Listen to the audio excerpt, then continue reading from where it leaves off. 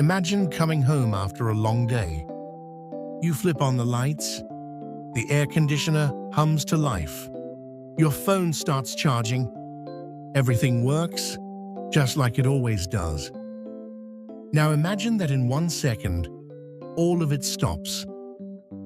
No lights, no internet, no heat, no way to charge your phone. For most people, electricity is invisible until the moment it disappears.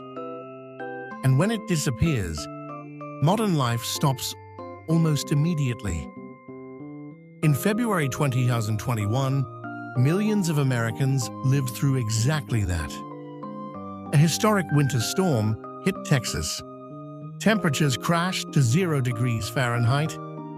Natural gas systems froze. Power plants failed one after another. And the grid that 10 million people depended on began to collapse. More than 4.5 million homes and businesses lost power. Some families went 4 days without electricity, in freezing temperatures. Hospitals ran critical equipment on backup generators. By the final count, at least 210 people died. The economic damage reached as high as $130 billion. This happened in the richest country on Earth, the nation that built the internet, the nation that sent astronauts to the moon. And yet, keeping the lights on has become an increasingly fragile promise. So why is the most powerful country on the planet struggling to keep its power grid alive? The answer isn't one single problem. It's a story more than a century in the making. A story about aging, a divided system, an unstable climate, and a grid built for the past, now being asked to survive the future. To understand it, we have to go back to the very beginning. More than 100 years ago, electricity was a miracle. Only wealthy neighborhoods and businesses had it. Most of America still lived by gas lamps. Electricity was new, expensive, and extremely limited.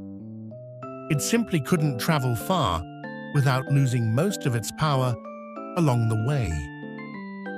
In the late 1800s, one man believed he had the answer: Thomas Edison. Edison bet everything on direct current, DC. It worked, but only over short distances. Power stations had to sit almost next door to their customers. Then Nikola Tesla proposed something different: alternating current, AC. AC could travel much farther, carried at high voltage across long distances, then safely stepped down for homes and businesses. The rivalry that followed became known as the War of the Currents. And it was really a battle over who would decide how an entire country got powered. Companies poured in millions. Newspapers covered it like a national spectacle. In the end, AC won, not because it was perfect, but because it made something far bigger possible. A power plant built far from a city could now send electricity hundreds of miles to the people who actually needed it.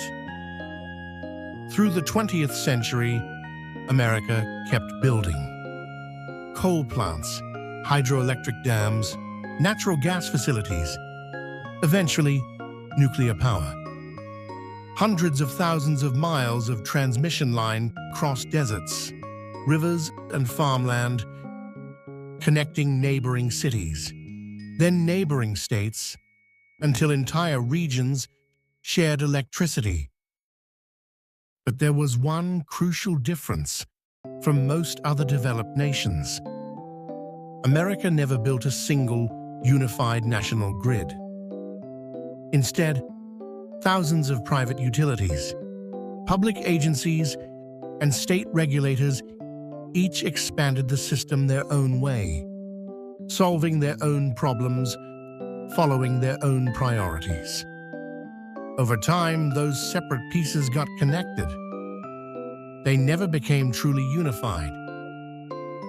The result is one of the largest, most complex machines ever built by human beings. One that has to perfectly balance electricity, supply and demand every single second. Because, unlike water, electricity can't be stockpiled at scale. For most of the last century, that balancing act worked. But the grid America built was engineered for the 20th century, not the 21st. Today, the U.S. grid includes more than 7,300 power plants and roughly 160,000 miles of high-voltage transmission line. Some engineers call it the largest machine humanity has ever built. The problem is, most of it was built in the 1960s and 70s. According to the U.S. Department of Energy, 70% of the nation's transmission lines are already more than 25 years old, and their design lifespan is only about 50 years. A huge share of America's power infrastructure is already deep into the back half of its usable life. Transformers are in even worse shape. Large power transformers are typically designed to last around 40 years. Federal estimates put the average age of large transformers on the North American grid at 38 to 40 years already. Narrow it down to distribution transformers specifically, and 55% are already over 33 years old. More than half the equipment quietly humming outside your house is already past retirement age and still on duty. Replacing all of it, current estimates put the bill at around $944 billion, a number the power industry cannot casually absorb. And this aging system now has to carry record-breaking demand. Data centers, artificial intelligence, electric vehicles. U.S. electricity demand is projected to grow as much as 25% by 2030 and nearly 80% by 2050. In 2018, America had about 2,600 data centers. By 2025, that number topped 5,400. Picture doubling the water pressure running through century-old pipes. That's roughly where the U.S. power grid stands right now. Here's a common misconception: that America runs on one national power grid. It doesn't. The continental U.S. actually operates on three separate, largely disconnected systems called interconnections. The Eastern Interconnection covers everything east of the Rocky Mountains. The Western Interconnection runs from the Pacific Coast to the Rockies. And Texas, ERCOT, covers most of the state, entirely on its own.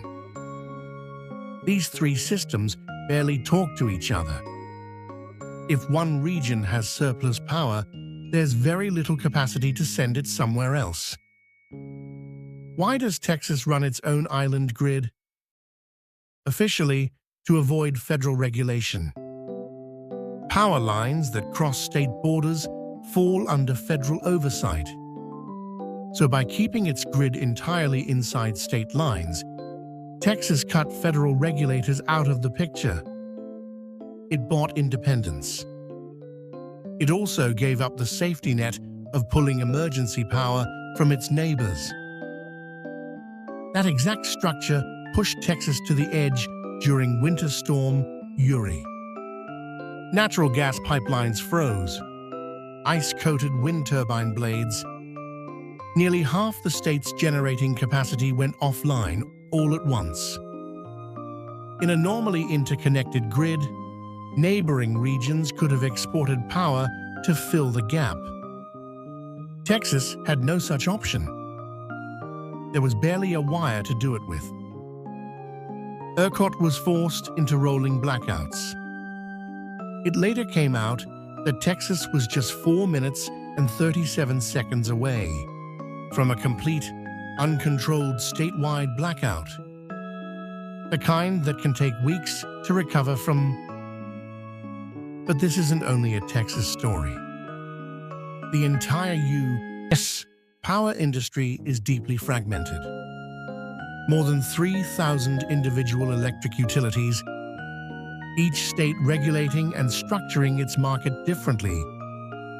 Some run fully deregulated competitive markets like Texas. Others keep traditional regulated monopolies. That means there's no unified national safety standard, and coordinating major infrastructure investment across the country is structurally difficult. Texas had actually been warned after a smaller freeze back in 2011. But there was no single national regulator with the authority to force winterization. So nobody did, until people started dying a decade later. The grid was engineered for a climate that no longer exists. Weather-related major power outages are up 67% over the past decade.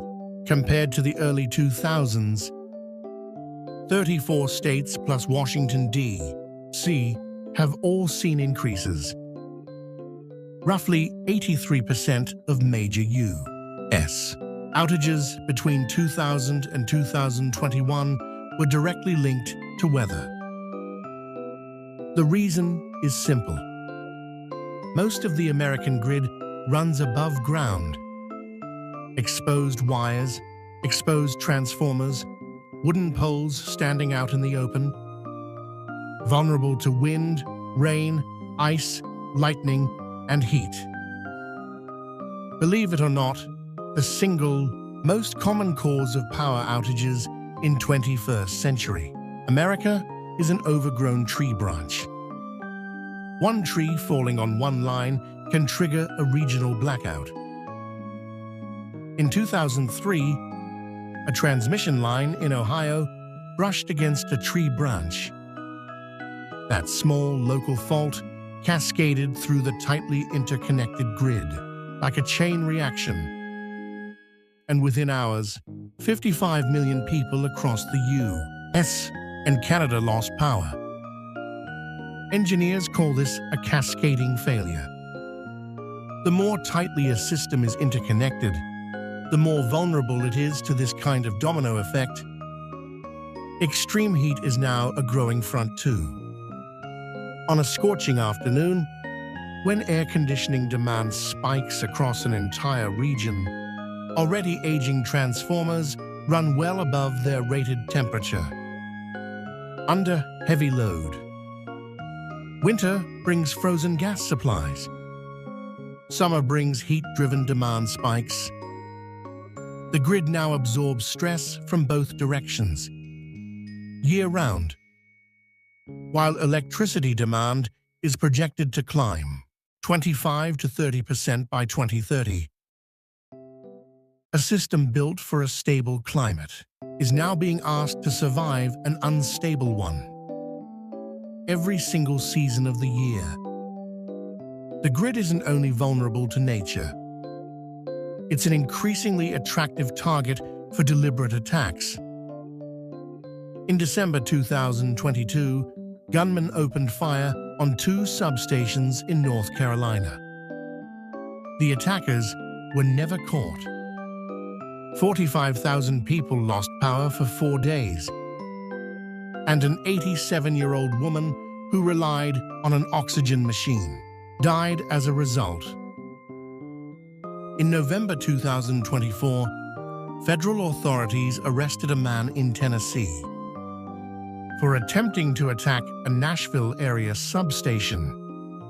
using a drone armed with explosives. Drones are a new attack vector that existing substation security is barely equipped to stop. These aren't isolated incidents. Federal grid security monitors logged more than 3,500 physical security breaches in 2025 alone, up from 2,800 in 2023. In the Western Interconnection, specifically, incidents jumped from 107 in 2023 to 220 in 2024, more than double. Here's what makes this genuinely alarming. Large power transformers cost millions of dollars, are custom-built to order, and currently take 80 to 210 weeks, up to 4 years, to manufacture. The United States produces only about 20% of its own transformer demand domestically. A coordinated attack on several key substations could leave a region without full power for months, not weeks. Cyber threats add another layer. U.S. federal investigators have stated that adversarial nations, China, Russia, Iran, North Korea, already have the capability to disrupt American critical infrastructure. The 2015 Ukraine blackout proved a cyber attack alone can cut power to 225,000 people. In 2024, cybersecurity researchers recorded over 1,100 cyber attacks targeting utilities, a 70% jump from the year before. The good news, because the grid is split into 3 interconnections, no single attack is likely to take the entire country down at once. The bad news, a focused strike on just one interconnection could still knock out power for tens of millions of people. The final piece of the puzzle is economics. Much of the U.S. electricity market runs on deregulation, generation, transmission, and retail sales split across competing private companies designed to drive down prices through competition. But that structure gives companies little financial incentive to invest in, just in case reserve capacity.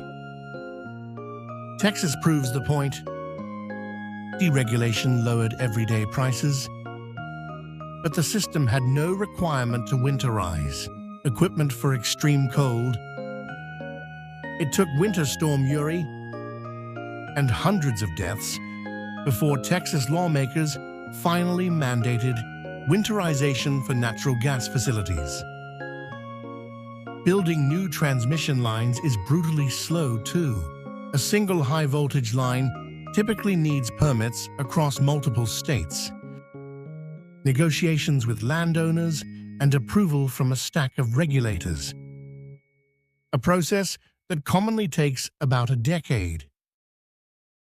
Meanwhile, roughly 2,600 gigawatts of new solar and battery projects, nearly double the entire current U.S.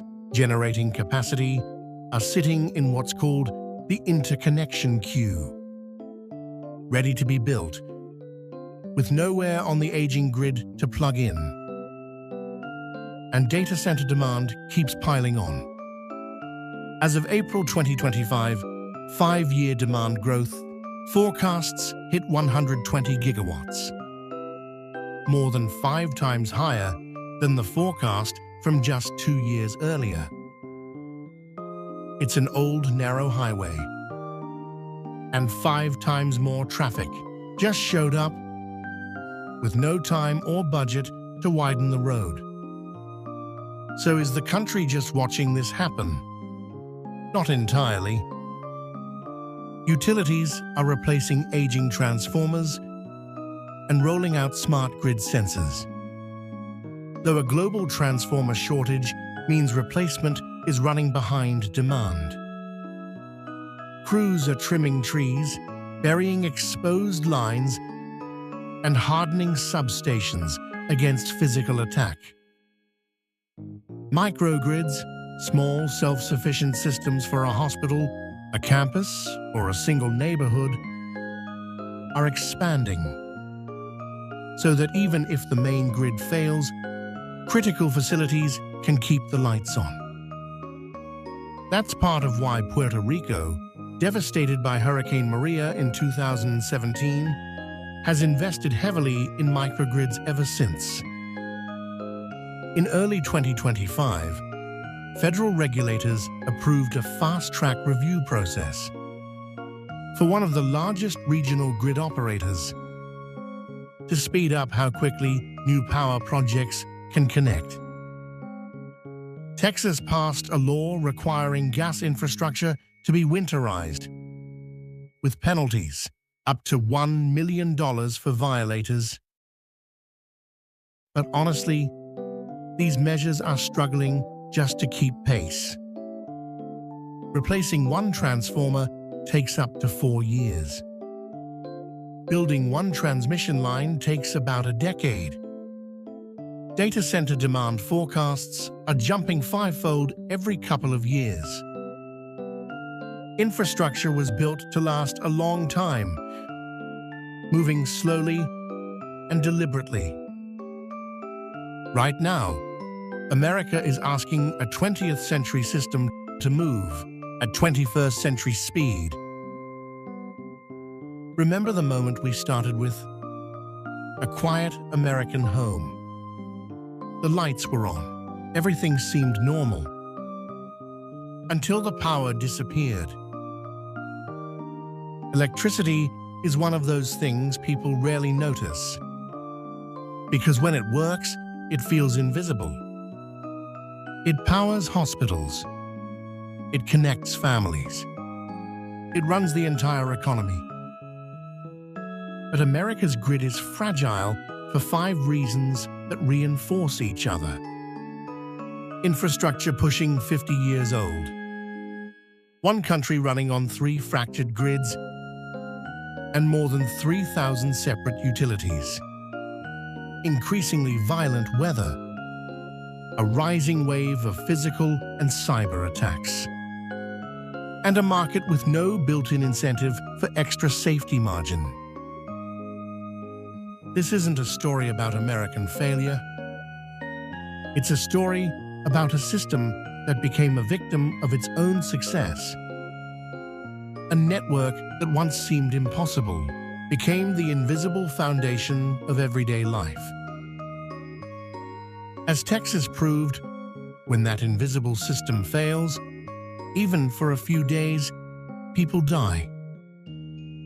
And the demand curve, driven by AI and data centers, is just getting started. Nobody can say exactly when or where the next major blackout will hit. But the structural causes behind the last one haven't gone away.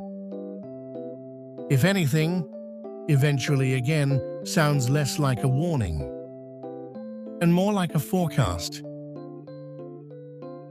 The question isn't whether America can build a better grid. History says it can. The real question is whether it can move fast enough. If you found this useful, hit subscribe, and I'll see you in the next one.